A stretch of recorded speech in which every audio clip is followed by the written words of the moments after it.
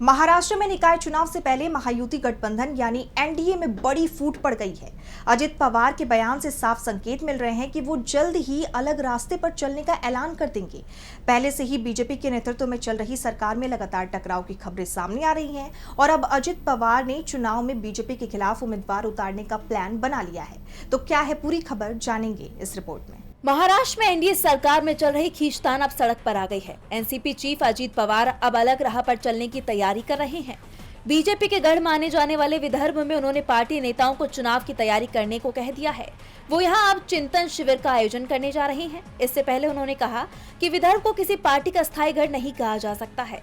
इस क्षेत्र में अतीत में अलग अलग समय पर अलग अलग परिणाम सामने आ चुके हैं। हमारे कार्यकर्ताओं को इन चुनावों में अवसर मिलने चाहिए।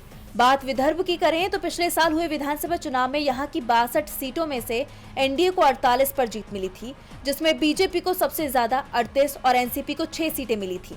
विदर्भ में कांग्रेस का भी मजबूत दबदबा है। लोकसभा चुनाव में यहां की अधिकांश सीटें कांग्रेस के हिस्से में गई थी। ऐसे में अगर बीजेपी और एनसीपी के बीच टकराव बढ़ता है तो कांग्रेस को इसका फायदा मिलना तय है। अजित पवार ने साफ संकेत दे दिए हैं कि अगर बीजेपी ने विदर्भ में उनके साथ सम्मानजनक व्यवहार नहीं किया तो एनसीपी अलग चुनाव लड़ने को तैयार है। ये बात तो आप जानते ही हैं कि सुप्रीम कोर्ट की तरफ से 31 जनवरी 2026 से पहले महाराष्ट्र में निकाय चुनाव कराने का आदेश दिया गया है। डीबी लाइव की रिपोर्ट।